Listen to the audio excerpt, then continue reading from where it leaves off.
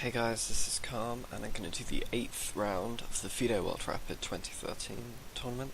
We're following Mamedyarov's games. He has white here against Ivan Shakhriyar, 2678. And we're just going to get straight into it. I'm going to try and keep these videos a bit quicker than they have been previously, just because they're too much of a time investment otherwise. So we have Mamedyarov opening up with d4 here, which is good because this is what I play recently. Okay, so we have a Grunfeld, and this is going to be quite interesting actually, because I've been playing this as black, but I don't particularly know any of the theory. So I've been playing it very much on a intuitive basis, and it's going to be interesting to see actually what Mamedyarov as white plays against it. Given that I generally like his white openings because he plays very not simple, but straightforward. So it can be easy to understand the lines he does, and they tend to leave just like small advantages where he hasn't taken much risk in the process, which is what I really like. So we'll see what he does. So he takes. This is all the main lines, so I'm not gonna go too quick. Okay, knight f3. Bishop c4 is the other main option there. And then you'll generally find that knight e2 is played instead of knight f3, simply because you've already developed the bishop, so you're not blocking it in, and you can later play f3 if you need to against some bishop g4 line. In these lines of knight f3, bishop g4 is often played, and it just kind of pins this knight, and then black with the idea of c5, just kind of overload pressure on this d4 square.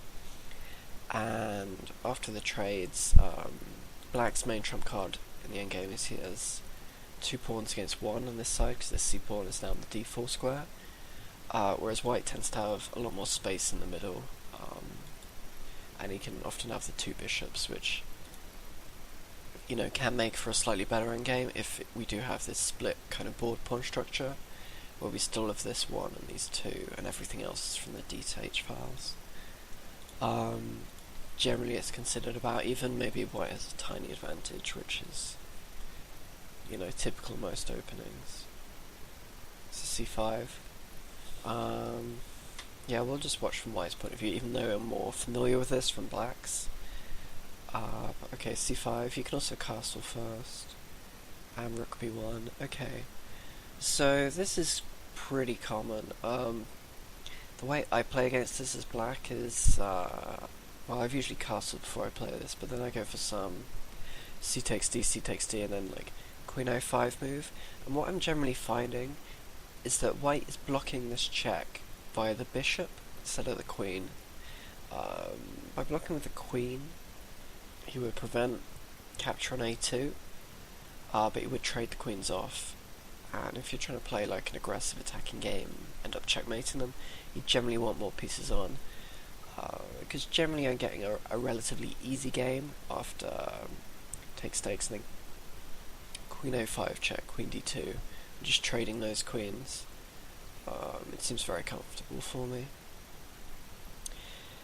In the lines where they play bishop d2, however, I'm just taking this pawn, which I'm not sure if it's correct or not. I feel like it's probably a line.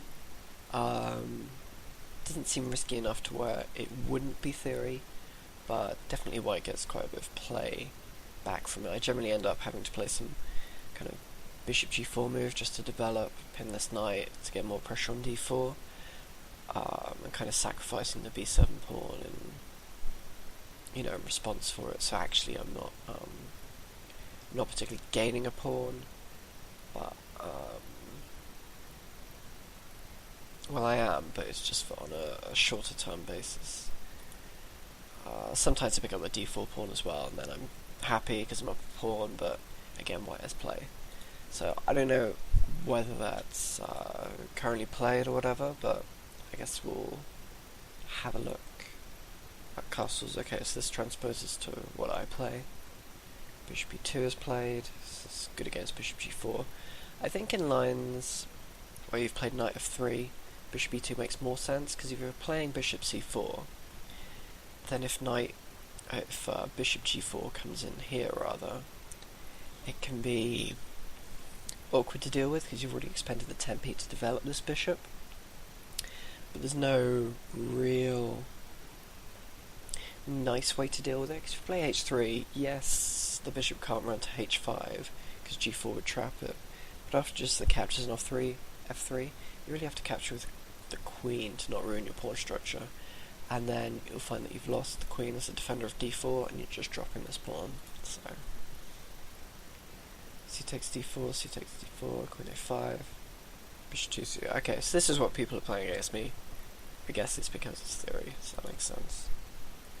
It does take the pawn, castles, bishop g4. Okay, so I've stumbled into playing what I imagine is theory. We're just going to check this in the database. Yeah, 1,000 games here, easily.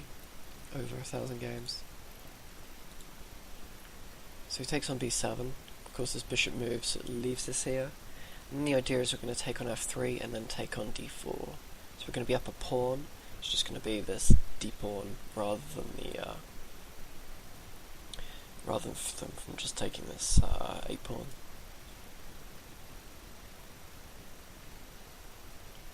Of course, then you can take an e7. So I guess actually we're not winning a pawn. I think maybe I play it slightly differently. I think maybe I've played knight c6, which protects this. But of course, on those lines you can get a quick d5 pushing it away. Then you have like knight e5 and trades and so on. I think maybe that's what I play actually, because I don't remember losing the c7 pawn to go back to even material, which I'm sure is fine. But yeah, okay, I'm still gonna quoting the line as if I know it now, because I think actually there has been some deviation. So bishop g4 takes on b7, and we do trade on f3, and takes d4.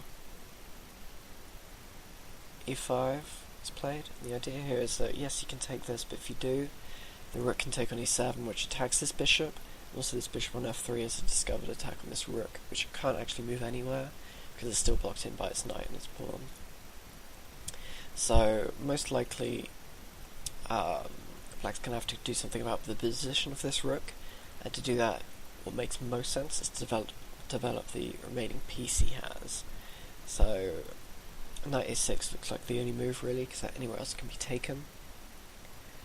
And if we're looking at something like future plans for white, because we should be looking at this from white's point of view, because I'm playing from Mamedyarov's side, I'm trying to kind of somewhat copy his style. We should know that in future we've got moves like bishop h6, which attacks the rook, but also gives this discovered attack on the d4 bishop via our queen. So it's pretty interesting. It seems like this line that he's playing is quite nice because we're ending up with even material, but also we've got a lot of traps kind of leading up to this. Like we've got this e5 move, which is a bit tricky. We've given this a pawn earlier and this d pawn, but we've regained the b7 pawn and will the e7. And actually it looks like it's kind of leading to an endgame if black manages to develop everything correctly, whereby yes, black's going to have this a pawn against no opposition, but we're going to have this two bishops in the endgame, which I think I would slightly prefer, although I think white's edge is minimal, if anything. So knight a6 was played. Takes e7, makes sense, protects the c pawn. We're now doing this discovered attack on the rook, so he has to do something about that. I would imagine rook d8, because obviously if you play anything else, we've got this bishop h6 move that I mentioned, and the bishop on d4 will be hanging, so yeah, that's what's played. Of course you want to move this rook because that's under attack from the bishop. Queen e2 is played. You want to get out of this pin from here. Queen e2 is it's definitely the best move, and one of the reasons I like this move is because actually we can now move this bishop in the future with some attack on like a rook, maybe bishop h6 or bishop g5, something like that. And then if we have this trade of queens, we're just simplifying to the endgame. where we have these two bishops still. I think that should be slightly better for white. We're also attacking this knight at the moment, so this queen is relatively committed to staying in the A file. Because I can't go to c4 or e6, because both places can be taken. So we're going to see what black does here. Probably something like bishop c5, because then we're attacking the rook.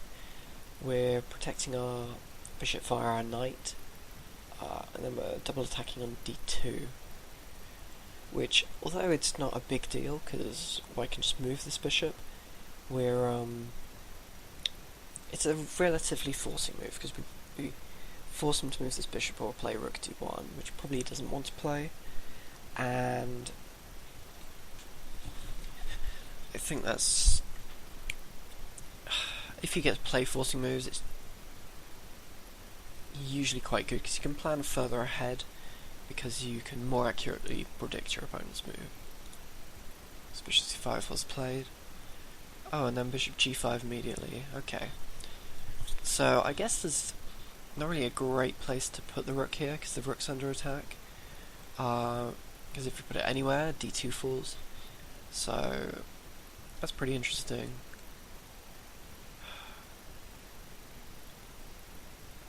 Of course, white team moves in, and I bet this is still theory. Let's check. Okay, well, yeah, 3 games have been played, one of which is this game, but the other games were played previous to this. So I bet they both knew this game prior. Because that's kind of complicated to work out the whole line, because it probably has, a lot of relevance towards the earlier play, like when you're back here. You probably have to know that line to be able to go down this one. Which is pretty cool. And it looks relatively forced up to that point, so it's a line where you can study quite a lot of theory quite quickly, because you don't have kind of like a big tree branch out, you just have one kind of fixed stem. And in openings like that, I really like them from the black point of view, especially. Because if you know what you're doing, and it's complicated, but you always get the same thing over and over, you can gain a big time advantage on your white opponent, who is kind of dealing with these complex lines which he doesn't see nearly as often, because he doesn't play this line nearly as often as you do, because you get it very often, given it's relatively forced down the opening that you've chosen. So, queen trade first, makes sense, there's nowhere great for the queen to go. Knight is now under attack. So I'd say the best square for the knight here, like in this game, would be on e6. So we can get there via c7 or c5, but our bishop is currently blocking this.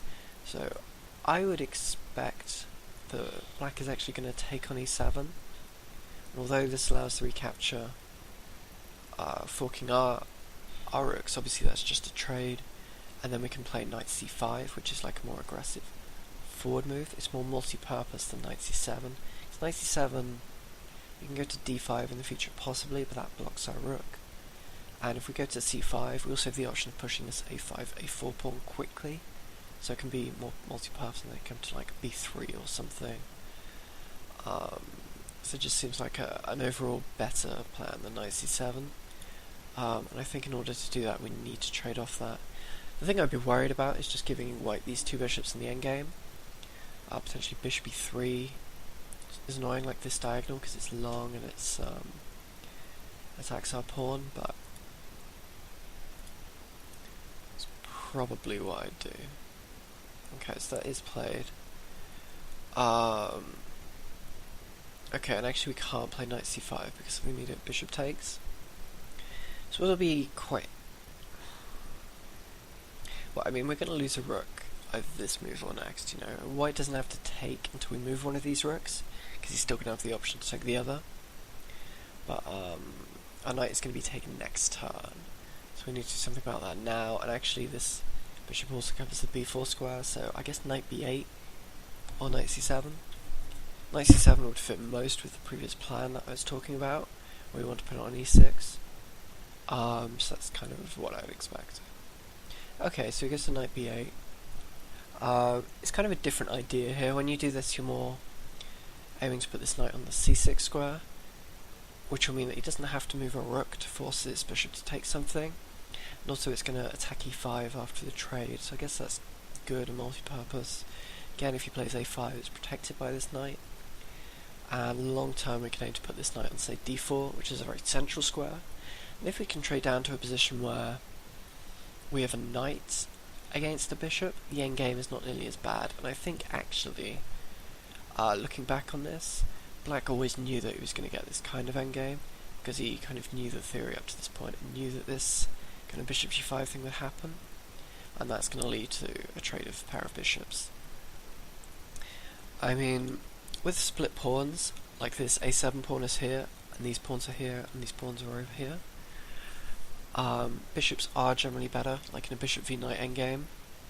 You want just the knight if this pawn didn't exist, where all the pawns are on the same side of the board. But when it's split, bishop is generally considered better because it can more easily access both sides of the board and attack and defend at the same time, whereas the knight kind of has to be in a condensed space to make the most use of it. So I just trades immediately. He didn't have to do that then, but maybe he was worried about like a rook d2 move or something with the option to take the other bishop. Okay, the trade happens. And now rook a1 is a good move because, again, we're putting pressure on this pawn. Most logical move is knight c6, but I think that might run into... oh no, knight c6 is fine. I was going to say it runs into bishop f3, and then we have to move this, and a pawn falls, but then of course we can take e5. And in that situation, I'd actually prefer to have the knight, because this pawn's gone, this pawn's gone. We have equal pawns, rook both sides, but I now have the knight in a position in the endgame where, kind of like I just explained, all the pawns are together. That said, I think with the rooks still there and the very symmetrical pawn structure, it's going to be a draw almost always, but Black will have the tiny edge. If the rooks were to go, possibly you can make something more of it, but I think in such a simplified position it would still have a draw. So I think if we want this game to be anything other than a draw, we should be looking at protecting this pawn and trying to keep it on. And I think that from both sides, like both white and black want to keep, like white wants to keep this extra e5 pawn, and black wants to keep this a7 pawn. So knight c6 is played, so I'd expect f4 now, rather than allowing the trades if white is still trying to win.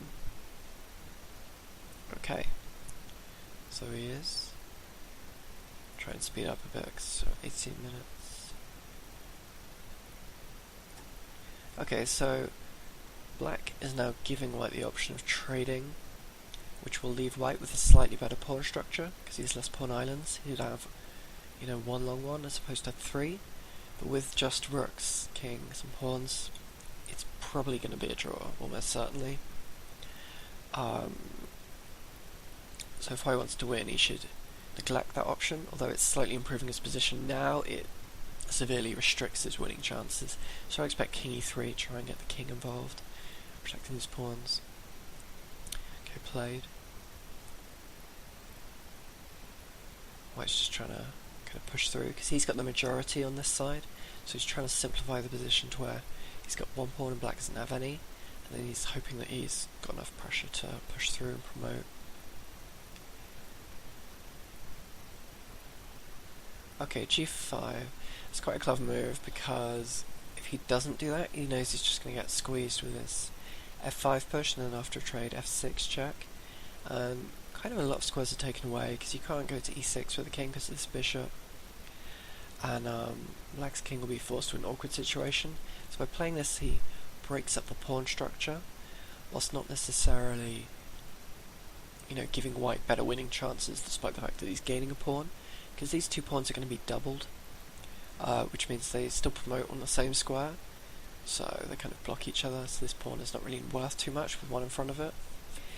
And also this pawn by itself is going to be weaker as well, because it's not going to have a pawn by the side of it to help with any like future e6 or f6 pushes. So that's a clever move. That's the kind of thing that I wouldn't spot, but I think I should be. That would be like the next level of my chess development, like seeing these pawn breaks where I give material without any chance of getting it back in the near future, just to be able to trade down to a more drawish endgame and solidify my drawing chances, things like that. G5, okay. I'd expect f5 there, just keeping the pawn structure. The idea of this move, I guess, is that if black takes, then if he can manage to trade off this pawn for this pawn, this is going to be a pass pawn. And also if he takes, then the rook and the bishop work well together against this f7 kind of pawn. So black's going to need to do something like reposition his knight to say e6 to block this, or he's going to go more aggressive, play like knight b6 and then move his king so his rook can protect this pawn, kind of thing. I'm not sure it was the best. I'd have definitely gone for f5. These players are much better than me though, so maybe he thinks this is better in terms of creating winning chances in a position where he doesn't think he can really ever lose. Whereas I would be thinking more along the lines of, I'm going to make sure I have no weaknesses in my structure to eliminate any losing chances, and I've still got black tied down to the defense of this pawn and so on. Just kind of slower push. b6 is played. Now black trades, and yeah, he's going for this king move where the rook defends it. So black is extremely passive, which I hate being as black in these kind of defensive positions. But I think that's because I'm not nearly as good at defending as these guys are. I would imagine that Shakhriyar thinks he can defend this without any trouble, because it's very hard for me to see actually how white can further improve his position. Because this f7 pawn just, blocks everything.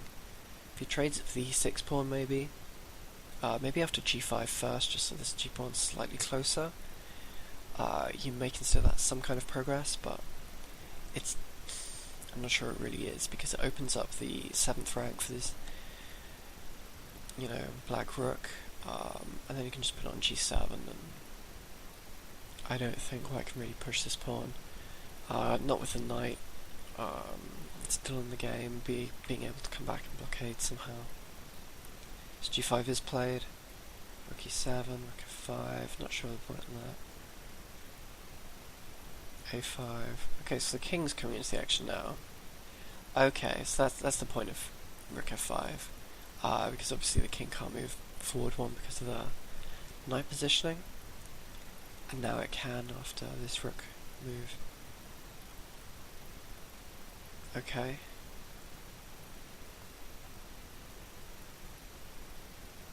So black is now very passive. As I say, this is going to be a kind of blockade. Potentially white can pick up this a pawn. Whether that would be enough to win, I'm not even sure, to be honest. Because basically, let's say black loses this pawn.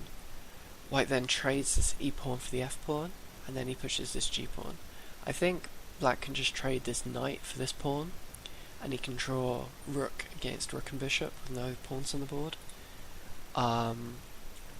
So I don't think Shakhriyarov's worried about that. I'm pretty sure that's correct, that not being able to win that in game. Maybe it's a tiny bit different because black's already so restricted, like on the back rank, but generally speaking it's going to be a draw.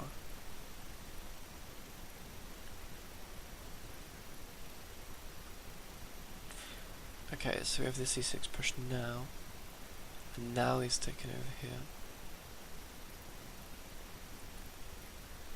I just think black is too solid to be able to win here. You have rook f5 check here, by the way, because of this bishop, but I don't think it does anything. It's played.